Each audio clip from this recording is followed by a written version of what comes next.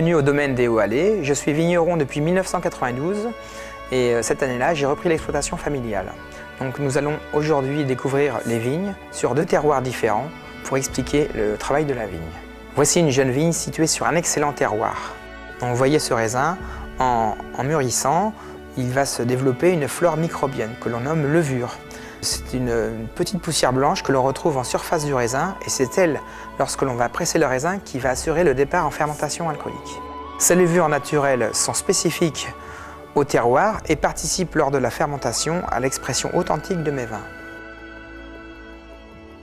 Il est important de bien cultiver la vigne afin que les racines descendent le plus profondément possible dans le sol. Il faut à peu près 15 ans, une quinzaine d'années. Mais surtout, il ne faut mettre aucun engrais chimique, ni pesticides de synthèse, ni désherbants, afin de garder une vie microbienne intense. En culture bio, on a une vie microbienne à tous les étages.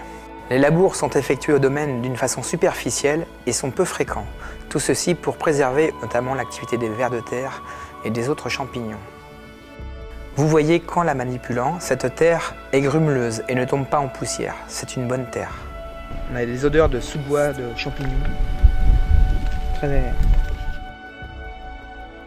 Les vignes que l'on voit ici ont plus de 50 ans. Ici, on a des sols plus faciles à travailler. Ce sont des sols sableux en surface, avec une roche que l'on retrouve à 70 cm de profondeur, qui se nomme amphibolite.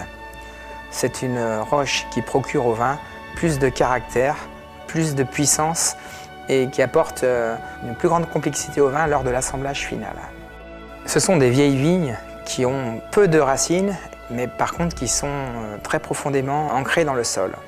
L'alimentation de ces racines se fait uniquement par symbiose, une symbiose qui s'effectue entre la roche et les racines par l'intermédiaire de champignons que l'on appelle mycorhizes.